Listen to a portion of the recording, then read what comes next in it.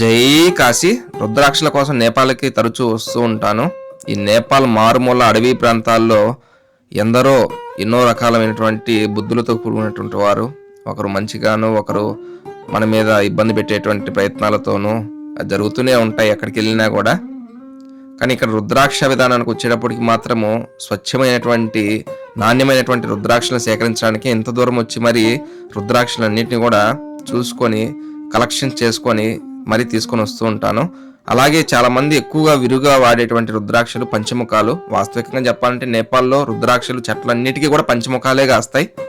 చాలా తక్కువ మొత్తంలో ఎక్కడో కొన్ని చెట్లల్లో ఒక రుద్రాక్ష 8 ముఖాలు, 9 ముఖాలు, 10 ముఖాలు, 12 ముఖాలు ఇట్లా కాస్తాయి. కొన్ని వందల చెట్లల్లో 14 ముఖాలు అట్లా కాస్తుంది అనమాట. కానీ పంచముఖాలు విరివిగా లభ్యమవుతాయి. కాబట్టి రాలి పడిపోయినటువంటి రుద్రాక్షలు మాత్రమే సేకరించి తీసుకొచ్చాము. ఇవి వాటర్లో వేసి ఒక 2-3 అవర్స్ వాటర్లో పెట్టేసి మళ్ళీ తర్వాత పుట్టంతా ఒలుచుకోవచ్చు. స్వచ్ఛమైనటువంటి నేపాలీ రుద్రాక్షలు పంచముఖాలు చాలా తక్కువ ప్రైజ్కి అందజేస్తూ ఉన్నాను.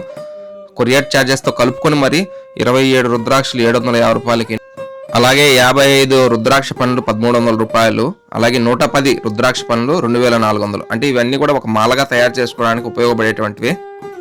పంచముఖాలే కాబట్టి ఎటువంటి నియమాలు పాటించాల్సిన అవసరం లేదు. కాబట్టి ఎవరికైనా ఇవ్వడానికి కానీ మందిరాల దగ్గర పంచడానికి కానీ చాలా ఉపయోగకరంగా ఉంటుంది. సో పంచముఖాలు అందరూ వేసుకోదగినటువంటి రుద్రాక్షలే. స్త్రీ పురుషులు అందరూ కూడా, కానీ స్త్రీ పురుష భేదము రుద్రాక్షల పట్ల చూపించింది లేదు కాబట్టి అందరూ ధారణ చేయనటువంటిది. మీరు ధారణ చేయండి, 10 మందికి ధారణ చేయించండి. జై కాశీ.